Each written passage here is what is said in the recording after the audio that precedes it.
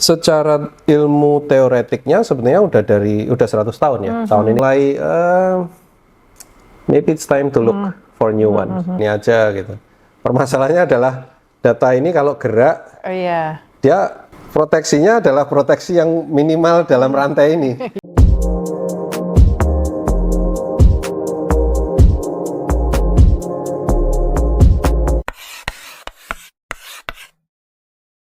Kembali lagi di Let's Talk Cyber. Kali ini dengan Fred, kembali dengan Fred lagi. Ini banyak yang request soalnya Fred. Jadi kita interview lagi, kita diskusi lagi. Fred, sebelum ngomongin hal-hal yang berat nih, boleh cerita sedikit gimana sih awalnya Fred bisa tertarik dengan ini nih, dunia quantum computing, khususnya post quantum cryptography? Oke, simpel aja sih sebetulnya. Dulu waktu masih S1 di Manila, itu mahasiswa S1 itu nggak semuanya ngerjakan tesis, nggak semuanya ngerjakan skripsi, by invitation only. Dan kalau kita ngerjain tesis, kelebihannya apa? Gelarnya dikasih tambahan apa itu ya, seperti honor mention gitu. Nah, di semester kelima itu ada satu mata kuliah buat mereka yang diundang ini namanya Topic in Research in Mathematics. Jadi yang ngajar itu dosen dari berbagai keahlian, ada yang graph theories datang, ada number theories datang, ada topologis, ada orang pakar stokastik. Nah, mereka ngasih kayak, oh, di bidang kami ini topik riset yang hot ini, topik riset yang hot ini gitu. Nah, waktu itu ada satu dosen yang baru balik habis S3 di Perancis. Dia spesialisasinya coding theory. Oke. Nah, waktu itu aku mikir, wah ini apaan nih, cool banget nih. Terus ada beberapa bahan bacaan di situ, dikasih oleh Profesor Marijo Ruiz, sudah almarhum sekarang. Beliau yang jadi moderator kelas itu. Sebenarnya kelasnya kecil, hanya 5 orang, hanya 5 mahasiswa yang diundang. Waktu itu kita dikasih bahan-bahan bacaan.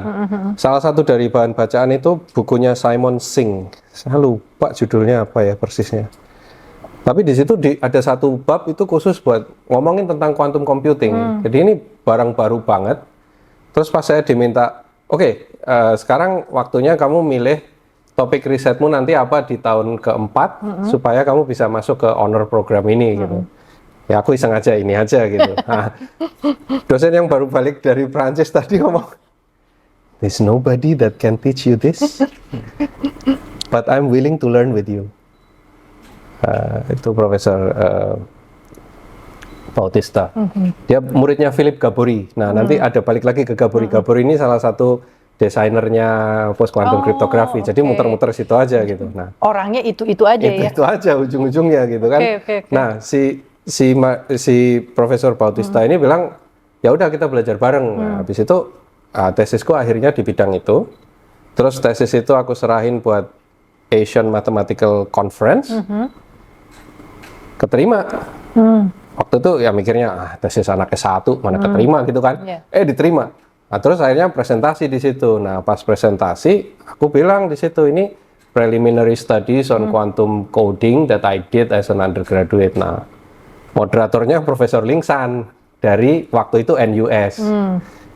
Terus habis gitu dia ngundang aku makan siang besoknya gitu kan. Dia bilang, I am setting up a new program, not in NUS but in NTU. We have scholarship, do you want to come? Gitu aja.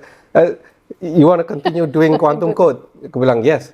I want to do quantum information theory. Terus dia juga bilang, I don't understand much about it. But I think it will be good if we have someone. Then, terus aku tanya kan, gimana caranya untuk apply buat scholarship itu? Ada wawancara, ada ini, ada itu. Dia bilang, no, your interview was yesterday. Jadi, presentasi itu. So, ya just come. Ya itu sih. Akhirnya keterusan. Gitu. Oke, menarik ya. Jadi pada waktu itu belum banyak dan terus didalami gitu ya. Nah, banyak orang tuh berpikir bahwa kuantum tuh teori masa depan, gitu kan ya. Maksudnya masih lama lah gitu. Sesuatu yang kayaknya masih jauh gitu. Kalau hal paling sederhana yang bisa menggambarkan dampaknya kuantum ini ke kehidupan sehari-hari, menurut Fred itu seperti apa? Ya, sebenarnya mekanika quantum mechanics ini kan sebenarnya tahun ini sebenarnya 100 tahun ya. 100 tahun. This year is 100 year. Wow. Karena markingnya itu adalah 1925 ketika pakar-pakar kayak Einstein dan teman-temannya itu ya Niels Bohr dan sebagainya mulai memformalisasikan fenomena kuantum itu. Yeah.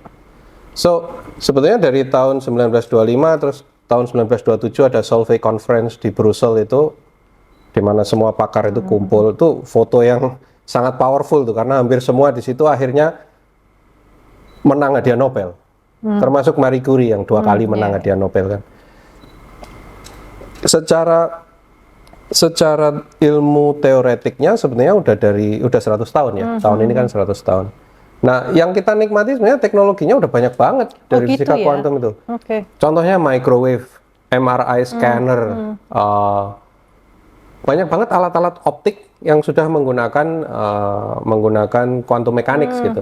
Tapi secara serius ngelihat, bisa nggak sih kita bikin quantum processor, quantum memory, quantum computing devices, itu seriously dicek itu baru sekitar tahun 80-an. Fondasi logikanya itu tahun 90-an. Dan jadi boom banget ketika ada quantum algorithm kayak Shor sama Grover ini. Karena sebelumnya kan paling segelintir pakar-pakar teoretik lah. Di mana di universitas-universitas besar-besar itu nggak akan ada yang serius mendalami soal quantum computing. Karena saat itu juga kan ada ide reservoir computing, DNA computing, kayak ada banyak hal yang so quantum computing is just one out of many options. Nah, ketika ada algoritma serang, apalagi nyerangnya langsung ke yang kita pakai sehari-hari, dan everybody interested, the military, the government, big business. Jadi sebetulnya secara tidak langsung sudah digunakan ya? Oh iya, banyak kita udah menggunakan itu, cuman nggak di skala di mana kita memakai itu untuk information processing gitu. Iya, belum sampai ke skala itu ya. Yang general purpose computing itu belum ya. MRI kan spesifik. Kenapa belum sampai ke situ?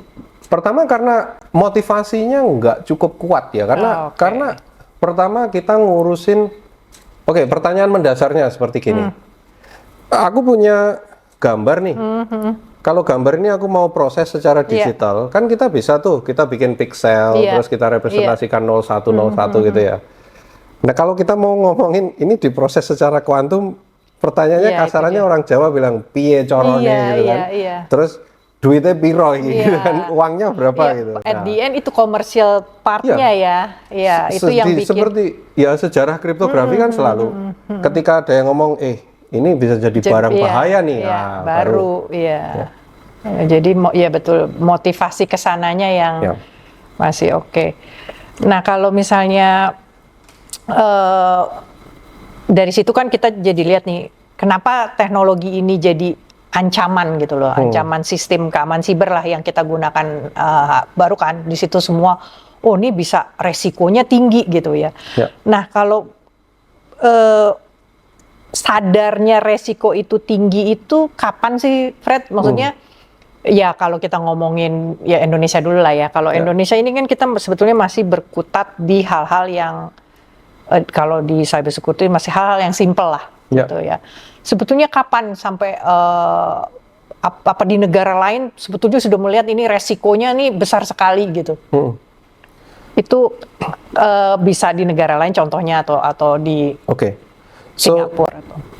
So seperti kalau kita lihat sejarah scientific discovery atau technological discovery ya, selalu dimulai dengan theoretically apakah ini mungkin. Nah, triggernya kan di pertengahan tahun 90-an itu, ketika bilang mungkin, kemudian kenapa kemudian banyak orang masuk ke situ, kemudian ada support yang besar dari pemerintah dan sebagainya, karena dua hal. Pertama, mereka melihat faktor risikonya besar nih. Yang kedua, mereka melihat kalau kita bisa melakukan simulasi proses-proses kuantum secara komputasi, pakai komputer yang sekarang kita pakai ini kan berguna banget untuk simulasi macam-macam. Betul. Nah, ketika mereka melihat bahwa kalau kita punya kuantum komputer skala besar, kita bisa melakukan simulasi molekular dynamic, kita bisa melakukan simulasi pemodelan iklim, kita bisa melihat pergerakan pasar saham. Iya, betul. Nah, itu mereka kemudian melihat, maybe this is a long term thing, maybe 20-30 years, mungkin akan butuh miliaran bahkan triliunan US dollar, but it's worth it. Nah, resikonya ketika mulai ada sistem-sistem kuantum komputer yang nyata, mulai dari 5 qubit dulu, 15 qubit, naik ke 50-an, naik ke 100, sekarang kita di sekitaran 100-200-an lah ya. Nah, ketika sudah sampai situ, terus orang melihat, biasanya di dalam perkembangan ilmu pengetahuan itu kan dari 1 ke 2 ke 4 ke 8 itu biasanya yang paling susah tuh. Iya, slow tuh di situ. Slow, banyak trial and error, banyak gang buntu. Betul. Nah, ketika udah masuk ke tahap tertentu ini kayak ada threshold tertentu di mana habis itu dia take off gitu. Nah, ketika kesadaran bahwa ini mungkin 10-20 tahun lagi jadi kenyataan. Nah, itu bikin betul-betul khawatir. Karena digitalisasi itu kan di semua lini sekarang. Iya. So, di sisi resiko memang tinggi, di sisi peluang. Diskusi di dunia kriptografi juga kayak gini sih. RSA itu tahun 76. Betul. Diimplementasi tahun 80-an. Kurva eliptik itu tahun 85. Dia diadopsi di militer 86, 87 gitu ya. This system is showing signs of age. Itu kan 35, 40 tahun gitu. Terus kita ngelihat mulai maybe it's time to look for new ones. Jadi impetusnya memang serangan algoritma kuantum, tapi kemudian juga berkembang menjadi pertimbangan cryptographic agility. Kita bisa agile nggak sih? Nah, terus pertimbangannya kan cost. Iya, betul. Nah, kalau kita lihat cost-nya masuk akal, then masuk akal. Kalau kita ngomongin post quantum cryptography, jelasin dong Fred, buat yang mungkin apa sih itu gitu ya. Terus bagaimana kita melindungi dari ancaman kuantum? Kalau kita bicara mengenai ancaman kuantum itu kan yang kelihatan itu beberapa hal ya. Pertama, enkripsi simetrik kita, kayak kalau kita mau nyimpen data dalam waktu lama kan, dienkripsi aja pakai advanced encryption system misalnya yang 256 gitu ya. Ini udah biasa banget dikerjakan dan sebetulnya udah jadi pakem lah. Nah, kalau kita hanya menggunakan kriptografi untuk mengenkripsi data yang kita simpan, sebetulnya efeknya kecil. Tapi kenyataannya sehari-hari itu kan kita menggunakan banyak sekali, membutuhkan perlindungan data yang bergerak atau data yang diolah. Nah, ketika data itu bergerak, kalau dia mau dilindungi secara kriptografis, kuncinya perlu ikut gerak. Sertifikasinya perlu ikut gerak. Nah, ketika data-data ini bergerak, kita butuh public key infrastructure. Jadi kalau aku misalnya cuma nyimpen fileku sendiri, kuncinya aku tulis tangan aja, aku masukin berangkas, itu barang di situ 50 tahun nggak akan kenapa-kenapa gitu. Cuman kan kita sekarang pertukaran ini kenceng banget. Internet aja lah sehari berapa TLS connection. Nah, ketika kebutuhan ini menjadi jelas, kita butuh public key cryptography. Yang diserang oleh quantum computer itu kan ini. Yang pertama adalah kalau sistem kriptografi kunci publik kita kena serang, apa efeknya? Kita nggak bisa pertukaran kunci. Misalnya aku punya file, aku encrypt. Kuncinya, terus ini file ini aku mau kirim ke Eva. Dalam bentuk encrypted aman dia, nggak bisa dibaca oleh lawan, tapi Eva juga nggak bisa baca. Betul. So aku butuh ekspor kunci nih. Gimana caranya ekspor kunci ke Eva? Ini pakai public key infrastruktur. Lawan bisa ngambil kuncinya. Kalau dia bisa ngambil kuncinya, dia bisa buka. Nah, itu resiko pertama. Resiko kedua, dalam komunikasi digital itu, kita seringkali perlu memastikan bahwa si A adalah betul-betul si A. Oke. Kalau website bank ini mengaku dia adalah website bank ini, buktinya apa? Oke. Nah, ini dibuktikan menggunakan tanda tangan digital, Iya. sama seperti kita tanda tangan gitu kan. Nah, serangan kuantum algoritma tertentu itu bisa bikin apa yang kita sebut sebagai forgery. Forgery itu kita bisa memalsukan tanda tangan digital, sehingga tanda tangan digital palsu ini diterima sebagai bukti identitas. Nah, kalau aku bisa melakukan serangan ini, Iya.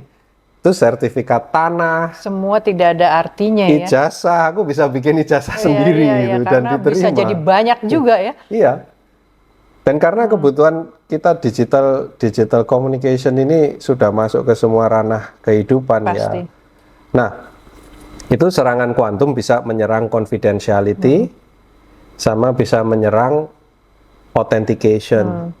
Solusinya apa? Ada dua solusi utama ya. Solusi pertama, ya kalau lawan punya quantum komputer, aku beli juga Iya. quantum komputer, aku pakai untuk pertukaran kunci, misalnya quantum key distribution. Masalahnya apa? Mahal, Mahal, betul. butuh specialized training. Iya. Opsi kedua, aku tetap pakai digital public key infrastruktur, tetapi semua sistem algoritmenya aku ganti. Aku ganti dengan apa yang nggak bisa diserang sama quantum komputer. Berarti gantinya dari mana? Dari landasan matematikanya. Diganti semua. Matematikanya diganti, berarti implementasinya diganti. Implementasi di software diganti, di hardware diganti, di firmware diganti, semua diganti, naik ke atas diganti semua. Masuk ke aplikasi diganti juga. Nah, itu kenapa meskipun quantum komputer mungkin masih 15, 20, 25 tahun lagi, kita butuh waktu nih, waktu bernafas. Oke. Sehingga gantinya bisa dilakukan dengan pelan-pelan dan seksama. Iya. Nggak kayak besok katastrofi nih. Iya. Sekarang kita malam ini baru kerja lembur sampai jam 5 pagi, belum Iya, tentu iya. selesai. Jadi lebih baik dimulai, ada transisi ya ke sana ya. Ya, Wow, betul-betul ancamannya mengerikan sih itu. Oke, kalau dampak untuk Indonesia nih, kalau kita bicara konteksnya Indonesia, ini kan negara sebutlah berkembang gitu ya. Seberapa mendesak sih isu ini gitu, kuantum ini? Terus ini lebih relevan untuk perusahaan-perusahaan besarkah gitu, atau pemerintah gitu, atau juga sebetulnya perusahaan-perusahaan yang ya kita sebut menengah kecil pun seharus sudah aware gitu ya. Ya tadi karena ada proses transisinya itu gitu. Menurut Fred ini bagaimana? Oke, dari dua solusi yang tadi aku sebutkan menggunakan quantum cryptography atau post quantum cryptography atau quantum safe cryptography. Tentu untuk konteks negara-negara seperti Indonesia ya, kalau di Asia Tenggara katakanlah kecuali Singapura yang punya daya beli tinggi, ya semuanya akan lebih cocok menggunakan post quantum cryptography. Oke. Kenapa? Kita nggak perlu beli alat baru. Ya. Yang perlu diganti adalah implementasinya. Nah, dari sisi itu udah ada keunggulan gitu kan. Oke. Nggak perlu pengadaan baru, nggak perlu ini untuk hardware, Ya. untuk hardwarenya paling nggak ya. Nah, apakah ancaman kuantum ini perlu bikin panik? Sebetulnya nggak juga. Dalam arti kita punya waktu, dan itu sebetulnya pelajaran dari proses-proses standarisasi kriptografi sebelumnya. Di komunitas kriptografi sendiri kita mulai paham bahwa hey, we need lead time. Kita butuh waktu supaya nggak nanti sembarangan serampangan ngerjakan ini. Jadi bagus juga kita masih punya 15-20 tahun gitu ya. Nah, pertimbangan lainnya kalau kita bicara soal kriptografi sebagai ilmu kriptografi matematis atau ilmu komputer, itu sebetulnya urusan jadi lebih gampang. Hanya kalau kita udah mulai masuk ke produk, ke layanan publik, ke urusan pengamanan cyber security negara, itu ada banyak hal tuh yang perlu dipertimbangkan karakternya negara itu sendiri, karakter orang-orangnya, terus ada juga pertimbangan di kriptografi yang kita sebut sebagai the economic price that you need to pay gitu ya, nilai ekonomisnya. Ada dua hal yang perlu dipertimbangkan di sini. Pertama, mandat yang ada di internasional dan di sektoral.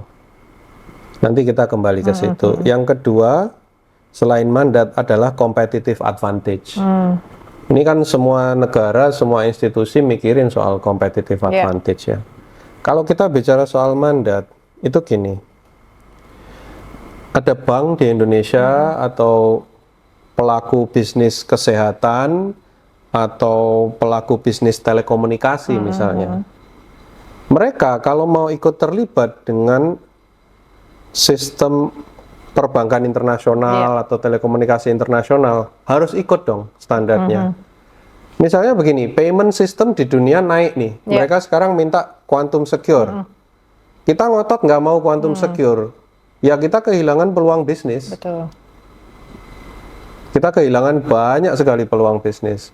Atau misalnya kita bilang, oke, data-data kesehatanku nggak perlulah dilindungi pakai quantum safe. Ya sudah, nggak apa-apa juga.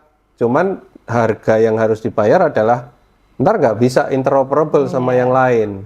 Nah, kalau misalnya kita bilang, oke, apa yang kita perlu perhatikan sekarang ya, pengamanan untuk data-data atau sertifikat-sertifikat digital yang umurnya panjang.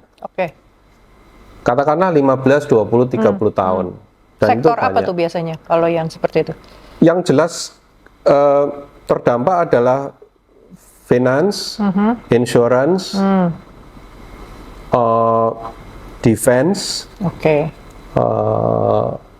sama intelijen. Kalau misalnya data-datanya para pimpinan negara itu kan ada banyak yang perlu dipertahankan 50 tahun, 70 tahun. Terus juga certificate authority untuk itu penting. yang jangka panjang, Kalau yang payment untuk kita beli online shopping perlu 2 atau 3 menit di close itu nggak apa-apa. Nah, pertimbangan berikutnya adalah begini sih. Kalau kita nggak ngikutin, efeknya apa? Kalau misalnya kita nggak ngikutin, terus ternyata kuantum komputer nggak bisa dibangun, ya nggak apa-apa aja. Berarti kita oke ya kan? Untung nih, nggak perlu invest, ya kan? Kalau misalnya kemudian 20 tahun lagi, atau katakanlah 10 tahun lagi, 10 tahun lagi tiba-tiba bisa berkembang jadi 100.000 qubit atau 200.000 qubit. Jadi makin deket nih sama 1 juta qubit gitu. Kita akan panik. Dan kalau panik akibatnya apa? Kita bisa cari solusi yang nggak cocok, atau kita harus bayar mahal karena sama penyedia layanan dan produk sekarang harganya dinaikin. Karena tahu ada demand-nya ya. Betul. So gitu sih.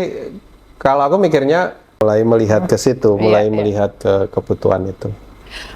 Tantangan, kita bicara tantangan nih. Tantangan terbesar mengadopsi PQC ini lebih apa nih? Biaya, teknologinya, SDM, atau apa? Atau ada faktor lain? Yang paling rendah itu teknologi, karena udah siap nih teknologinya. Yang paling rendah sebetulnya teknologi ya? Iya, karena udah siap dia.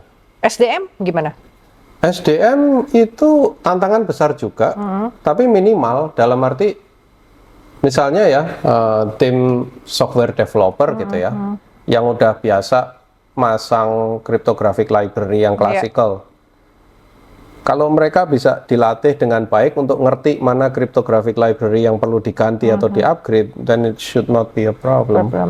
Nah, permasalahan yang besar itu adalah kalau dari sisi SDM, gimana caranya memberi kesadaran yang cukup sehingga orangnya tahu mana yang dipakai, mana yang dipilih. Dan itu butuh apa ya? Nggak hanya pengetahuan, tapi juga sense yang bagus tentang faktor resiko. Harus ada sense itunya ya, betul. Dia ngerti penggunaannya untuk apa, dia ngerti resiko, jadi dia paham data yang dia pakai itu kayak apa.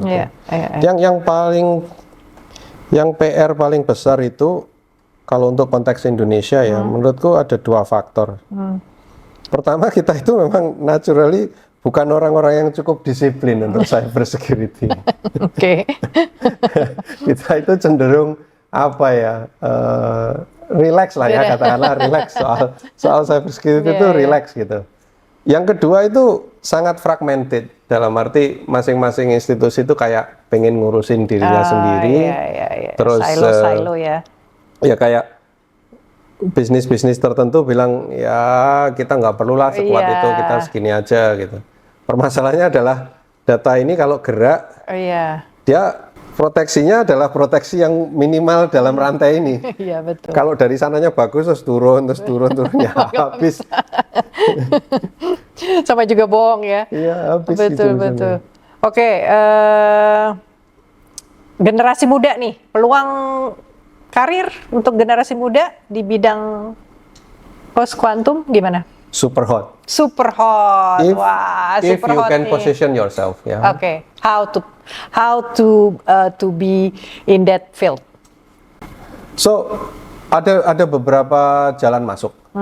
Pertama, if you want to be like really an expert consultant atau cryptographer, ya nggak ada cara lain, belajar matematika yang banyak dan fokus ke aljabar, teori bilangan, komputasi diskrit gitu. Ya, kalau berani juga masuk ke fisika kuantum, tapi nggak mandatory lah, ya, nggak mandatory karena paling hanya untuk memahami, oh tipe serangan kuantum tuh nyasar kemana aja gitu. Nah, jalur kedua ya jadi engineer. Jadi engineer, oke. Dalam arti cukup paham mengenai fondasi keilmuannya, terus punya sense untuk milih mana. Kemudian learning by doing. Tetap harus itu. Oh iya, learning by doing. Dan kalau mau lebih cepat lagi, masuklah ke tim-tim yang memang udah agak lama ngerjain PQC. Iya, betul. Karena kalau di situ ya. Nyangkok gitu loh. Iya. Kalau mulai dari awal, wah susah. Makanya maaf aja kadang-kadang kalau ada yang tanya, aku Pak, saya pengen belajar PQC, saya baiknya belajar kemana? Jangan di Indonesia. Iya. You go out first. Ada nggak sih komunitasnya? Ada dikit. Ada sedikit ya. Ada kan itu sebetulnya jalan agak bagus juga ya kalau join di komunitas, belajar dari situ gitu ya. Ya, yang mungkin pengetahuanku juga cukup terbatas ya, dalam arti kan nggak gitu intens ya terlibat di komunitas di Indonesia. Tapi kalau ditanyain kalau di luar ada banyak. Oh ada, banyak banget. Kenapa? Karena ya kita dalam proses migrasi kan, jelas dalam migrasi ini butuh banyak banget orang. Ya, diskusi di situ. Nah, misalnya teman-teman di Poltek Sandi itu banyak yang udah aware, sekolah juga di situ udah ngerjain PhD level work gitu ya. Terus di BSSN sendiri tentu ada orang-orang paham. Di Universitas Pertahanan aku dengar sudah ada ya. Di beberapa universitas kayak ITB, UI, UGM ada. Tapi mungkin core ngerjain post quantum cryptography masih jarang lah ya, masih jarang. Tantangannya adalah jadi cryptographer itu sebetulnya nggak perlu jadi jagoan banget di matematika di satu bidang gitu, tapi perlu ngerti cukup di banyak bidang. Kayak dan punya sense itu kan yang tadi dibilang ya, membaca resiko gitu. Nah, itu nggak bisa dari sekolah tuh. Bisanya dari ngobrol dengan praktisi sama ngerjain langsung di deployment. Wah, itu bagus tuh idenya kalau ada komunitas seperti itu ya di Indonesia. Terakhir, ini pertanyaannya sebetulnya ini dari banyak yang memberi pertanyaan seperti ini. Terakhir nih Fred, selama ini kan kita percaya password dan enkripsi itu bisa melindungi kita. Di era kuantum, apa yang harus berubah dari cara berpikirnya? Password itu tentang keamanan. Oke. Protokol apa yang akan hancur total ya? Kalau misalnya ada kuantum komputer skala besar. Yang jelas semua infrastruktur kunci publik kita hancur. Tetap pakai yang sekarang udah nggak ada obatnya. Nah, hash function misalnya itu perlu dinaikkan level keamanannya. Tapi password ini kayak dari sisi kriptografi sendiri gimana ya, not recommended, but we don't have anything better. Karena urusannya sama faktor manusia kan. Ya, betul, makanya ya. sekarang kita punya banyak kayak random number generator yang bisa nyimpen itu. Jadi semacam kayak small scale key management system yang kemudian dipasang di hardware. Jadi di HP yang high end gitu ya. Atau kalau pakai alat-alat kayak authenticator dan sebagainya, itu kan sebetulnya usaha untuk mereplace password yang diingat manusia. Iya, gitu. betul, ya. Karena password yang diingat manusia itu kan pasti deterministik ya. Apa yang berarti bagi orang itu betul. gitu kan.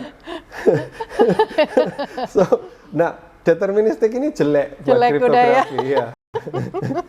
Jadi mindsetnya harus agak dirubah ya. Iya. Jadi gimana? Merubahnya gimana? Jadi gunakanlah teknologi lagi.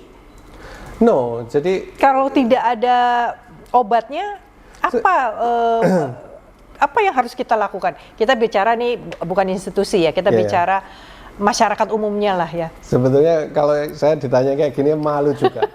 Aku kan punya banyak account macam-macam ya. Passwordnya itu juga.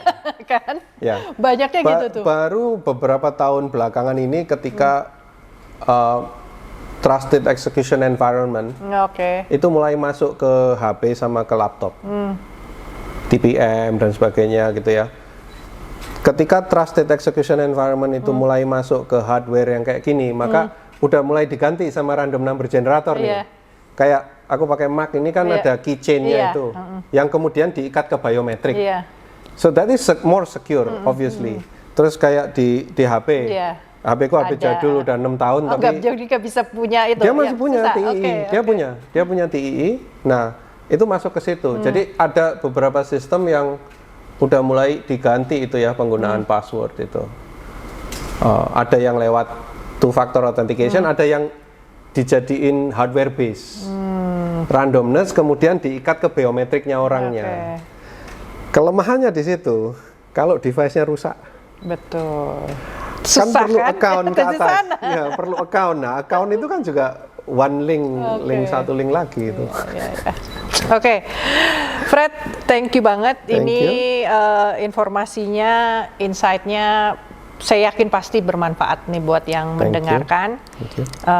Jadi sekali lagi jangan lupa ditonton episode selanjutnya di Let's Talk Cyber. Thank you, Fred. Thank you.